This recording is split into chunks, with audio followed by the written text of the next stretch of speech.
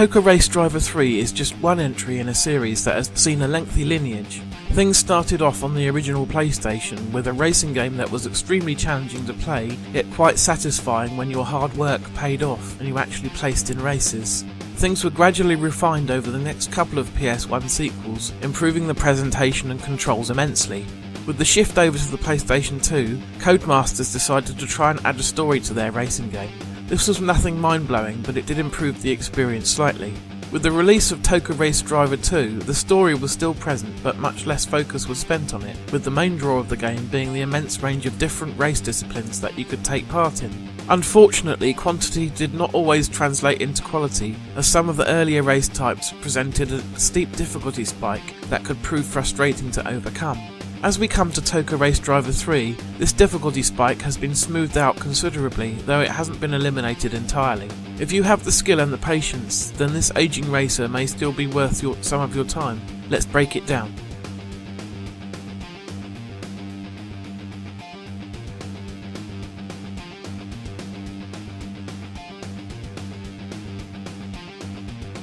TOCA Race Driver 3 looks very nice for a PlayStation 2 game. Obviously it's not going to hold up against something like Forza Motorsport on the Xbox 360, and it's not even the best looking version of the game. The original Xbox had more power under the hood, and so delivers the best looking and playing version of the game on consoles. All that being said though, what Codemasters have managed to achieve on the aging technology is impressive.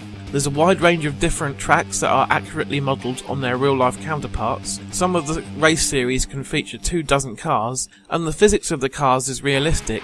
Damage is also accurately rendered, though it can of course be completely turned off, which is recommended for beginners.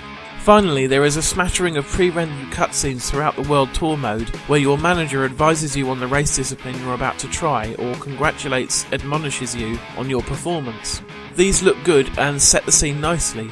If you happen to have a device that upscales the resolution of the PS2, then TOCA Race Driver 3 can look very nice.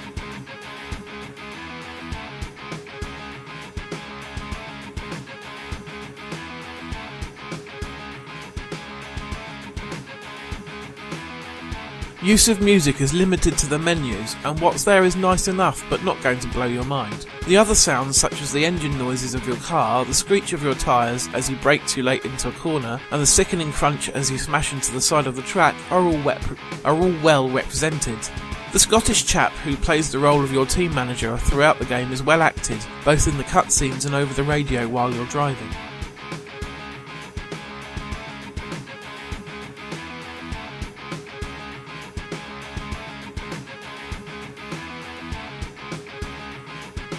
TOCA Race Driver 3 has two different single-player campaigns, both of which are huge.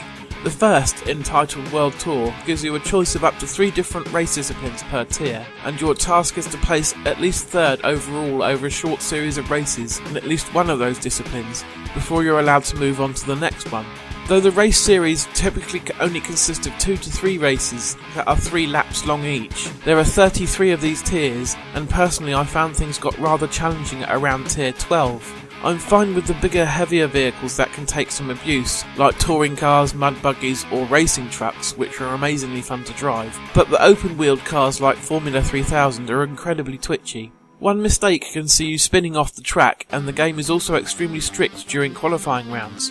While qualifying is optional, I would really recommend you do it, as you're automatically at the back of the pack otherwise, and it can be extremely difficult to get to the front. The other main mode is the Pro Career mode.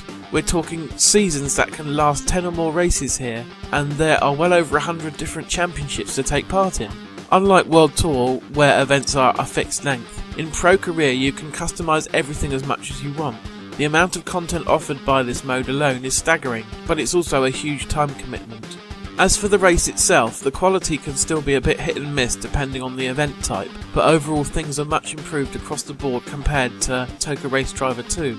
I've already mentioned how twitchy the open wheel events can be, but that's only to be expected really, as that's how tricky they would be in real life.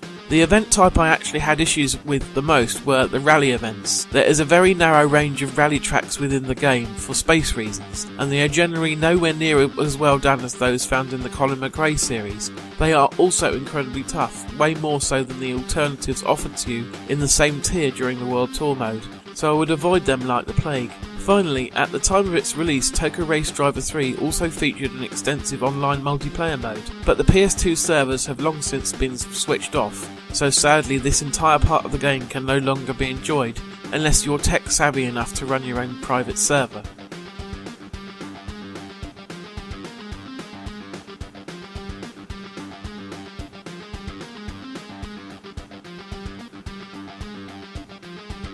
Let's face it, it's a simulation racing game, so there's nothing particularly innovative on offer here apart from the sheer wealth of different race disciplines in the game.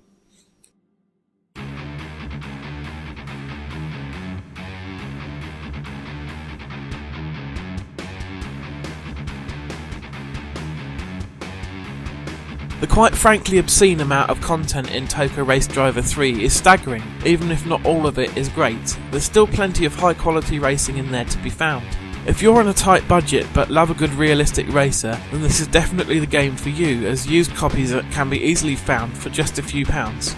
It may lack the modern niceties like the racing line painted on the track for you, or the ability to rewind after a nasty crash, but to be honest, having to play without such things will probably make you a better racer in the long run.